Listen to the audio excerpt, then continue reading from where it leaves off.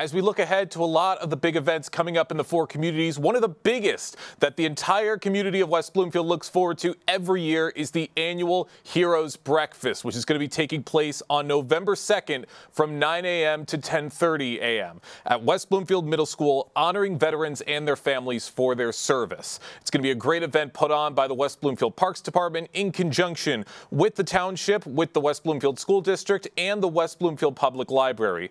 And here to tell us more about the event and to share his thoughts is the guest speaker for this year's Heroes Breakfast, Colonel Anthony Dennis. Colonel Dennis, thanks so much for joining us today. Hey, thank you very much, Jake, for inviting me onto this and talking about the Veterans Breakfast that's coming up. Absolutely. Really glad to have you. First of all, thank you so much for your many years of service. But what does it mean to be a guest speaker at such a big event like this? It's obviously it's an honor and a privilege to do something like this, especially for veterans, and then getting into the community and having that community support with the veterans. So, like I said, very an honor. It's very much an honor to me to do this. This will be my first breakfast with West Bloomfield, and it's one of those things where I'm looking forward to it. Don't know really how it's gonna play out, but it's like I said, I'm looking forward to it, and it's definitely an honor to be asked to speak at this. And it's going to be so great that you are a part of it. It's going to be so much fun and helping out so many veterans and thanking them for everything that they do for this country. What are some of the biggest things that people in the community can do to help out their veterans? I think, well, this is one thing where they're doing, providing this breakfast. That is one of the things that they can do, and it's great that's happening. Just recognition of our veterans is another great thing. Just I don't really enjoy it personally, but when I get when I'm filling up my gas tank at the gas station, and somebody just comes over to me and says, "Hey, thank you for your service." That right there it's kind of weird, but it's one of those things that it's very appreciative. And then just recognizing our veterans that have either been served in the past or currently serving right now. It's just all about just giving them their recognition. If you see a veteran from the Vietnam era, welcoming them home, and because they didn't get that, I've deployed 4 times now. I forget how many times, 5 times, I think, regardless. And I got a welcome home ceremony, and it was just awesome, right? So they did not have that same welcome back from their deployment. And, every time I see a veteran, a Vietnam veteran in particular, I will go out of my way to make sure I go over to them, shake their hand, and welcome them home. And they truly do appreciate that, too. Of course, always great to show your support and your thanks to these veterans, as well as to you, Colonel Dennis. You are a veteran yourself. Could you talk about some of your history a little bit in the military? And are you still active duty? I am. So I'm in the National Guard, but I do work on the active duty guard side. My current assignment, I just moved into this office. I'm the G3 operations officer, which really kind of does all of the operations plans and training for the Michigan Army National Guard. And then, prior to that, as far as you want to go back, Desert Storm deployment was my first deployment, and that was, literally six months at the most from the time I got back from basic training, and that was in the National Guard too. So when I joined the National Guard, I was young and I didn't know, and it was one of those things where I was like surprised when it happened. But then I'm glad I had that experience to actually take me through the rest of my career and through into and out of other deployments also after that. So and then on the other aspect, so that's my full-time job. We'll call it my part-time job, my weekend job for the Guard. I'm actually a brigade commander, 37th Infantry Brigade, and they're actually located in Ohio. So it's kind of one of those weird cross state lines relationships that we have with Ohio. That I'm in command of the infantry brigade in that state. Call sign is Buckeye 6, which is one of those weird, makes you feel weird when you say it. If you're from Michigan and love Michigan as much as I do. So. Wow, that is quite the extensive resume. Joining us right now on The Splash is Colonel Anthony Dennis, who will be the guest speaker at this year's Heroes Breakfast with West Bloomfield Parks on November 2nd. Now, Anthony, it's been great to hear your history in the military, but I'm very curious, what got you interested in joining the military in the first place, if you don't mind me asking? Well, like I said, I joined the National Guard. I was actually in college at the time. So I was, I think I was 19 or 20. And I just, it was one of those things that my father was a Vietnam veteran. My grandfather was a World War II veteran in the Pacific. They were both Marines. So when I joined the Army, they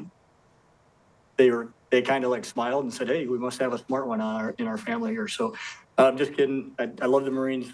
I've worked with them all throughout my career, and it's just a little jab that us Army guys always have with the Marines. But it's been in my family, and it was one of those things I just felt like I needed to do. Well, that's great, and absolutely. And once again, thank you for everything that you do. Now, we've talked a little bit on what an event like this means to the community, but what does it mean for you to give back to the veterans in this way? So in the Michigan Guard, we're part of the Department of Michigan, or part of the Department of Let me get my words right. Department of Military and Veterans Affairs. So that's our overarching department in the state. And then within that department, we have obviously the Army and Air National Guard, but we also have the MVAA, which is the Military Veterans Affairs Association, and the Michigan Veteran Homes. So like our motto is, soldier forever. So, once you join once you raise your right hand and swear that oath, you're a part of that organization, our organization, and it's all the way through until you end your career, either after your first enlistment or at your retirement, and then even past that in what our department can provide for veterans. So there's a lot of initiatives out there on not only just on our in our department to actually bring in family, also to make sure that we incorporate the family into that. So it's not just the soldier member or our airman member, the service member. It's that family. It's the whole family that is part of the military at that point. And then after transition to out of the military, we still have that touch point with our Military Veterans Affairs agency, with their touch points out to all the VSOs, veteran service organizations. And so a lot of initiatives in that department, specifically more focused towards the veterans and their families. And then obviously later stages in life, if you get to that point that you need assisted living, that Michigan Veteran Homes is there also for that purpose. So they provide, that essentially, I wouldn't say it's not in-home nursing care, but it's nursing care that is at 3 sites within Michigan, across, east, west, and north for those 3 sites. So it's all the way literally from cradle to grave, so to speak, and then just helping out those veterans. Those current veterans that are still in service, like myself, that are still in uniform, and then family members with them, and then also after service and with their families too. It's absolutely right. It's important to reach out to any veterans, whether they are still serving or they have retired. And Going into this a little bit more, Anthony, as you said, this is your first time being involved with the Heroes Breakfast, and I'm curious, what have been your thoughts in seeing the West Bloomfield community rally together to support the veterans in this way? Yeah, I didn't realize how big it was until our public affairs officer kind of gave me the brief on it, and I was really impressed on the community that comes together there. And that's, we're part of that community also as the National Guard. So, we live in that community, we work in that community. So just having that community involvement, that large of a community involvement, it's awesome. And I'm looking forward to seeing probably a whole bunch of folks that I probably already know that I just didn't know they were attending this. And it'll be good to hopefully see some of them and swap stories, of where we've been and where we're going now. That's great to hear. I got one more question for you, Colonel, before we let you go. When this event happens, whether somebody there is a veteran or they're not, what do you hope that people take away from the Heroes Breakfast?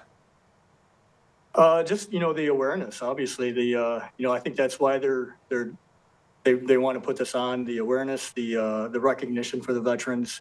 I think that's probably the main focus of that event. And I think that, it's a great opportunity, for one thing, for veterans to get together, like I was saying. Like if I run into somebody that I know there, and I probably will, a good opportunity for them to come back together and see them, but then also to tell their stories to not only, just their group, but to the community also. So we can have, a shared understanding of what military life is and what the military can do for somebody's life.